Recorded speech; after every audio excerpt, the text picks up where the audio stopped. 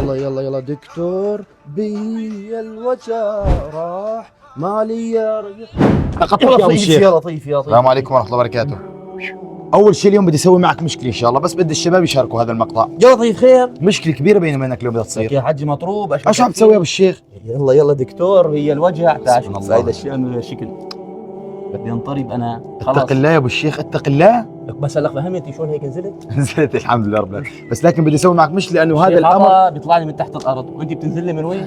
انا بدي اسوي معك مشكله لان هذا الامر حرام لا يجوز. اما هذا غناء. اما سمعت قول الله سبحانه وتعالى حينما قال: ومن الناس من يشتري لهو الحديث ليضل عن سبيل الله بغير علم ويتخذها هزوا. هذا هو الحديث.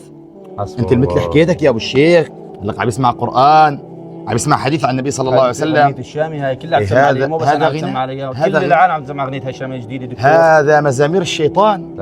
انت ستسأل ولا تقف ما ليس لك به علم ان السمع والبصر والفؤاد كل اولئك كان عنه مسؤولا. اسمع للقرآن الكريم، اسمع لأحاديث النبي صلى الله عليه وسلم، اسمع لخطبة شيخ، درس شيخ، تؤجر إن شاء الله. هكذا يجب أن تفعل. الله يبارك فيك يا رب، بس ترى لا بقى أن هيك تجيني من فوق، ترى لأنك قطعت لي قلبي. الله يكتب أجرك، الله يجزيك الخير. يا إخواننا الكرام، هالشيء هذا كان مشهد تمثيلي. كثير ناس عم يتسموا على الأغاني والعياذ بالله، احذروا من هذا الأمر بارك الله فيكم. ما تاخذوا نظرة عني ما هي كويسة تقولوا أبو الشيخ صاير بتاع موسيقى وبتاع أغاني. الله يبارك فيكم يا رب، انتبهوا من هذا الأمر وحذروا غيركم من هذا الخطأ. بارك الله فيكم والسلام عليكم. يلا يلا يلا دكتور بي الوجع راح مالي يا رجل. يا ابو الشيخ. يا لطيف يا لطيف. السلام عليكم ورحمه الله وبركاته. اول شيء اليوم بدي اسوي معك مشكله ان شاء الله، بس بدي الشباب يشاركوا هذا المقطع. يا لطيف خير. مشكله كبيره بيني وبينك اليوم بدها تصير. يا حجي مطروب. ايش عم تسوي يا ابو الشيخ؟ يلا يلا دكتور هي الوجع. تعال سبحان شوف الله. هذا الشام شكل بدي انطرب انا. اتق الله يا ابو الشيخ، اتق الله. بس هلا فهمت شلون هيك نزلت؟ نزلت الحمد لله رب العالمين، بس لكن بدي اسوي معك مشكله لانه هذا الامر بيطلع لي من تحت الارض وانت بتنزل لي من وين؟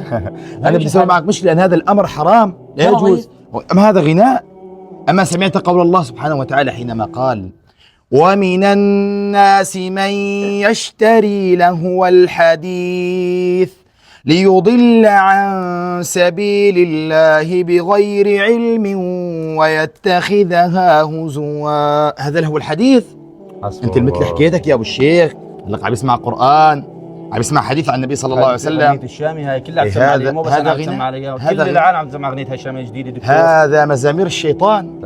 انت ستسأل ولا تقف ما ليس لك به علم ان السمع والبصر والفؤاد كل اولئك كان عنه مسؤولا. اسمع للقرآن الكريم، اسمع لأحاديث النبي صلى الله عليه وسلم.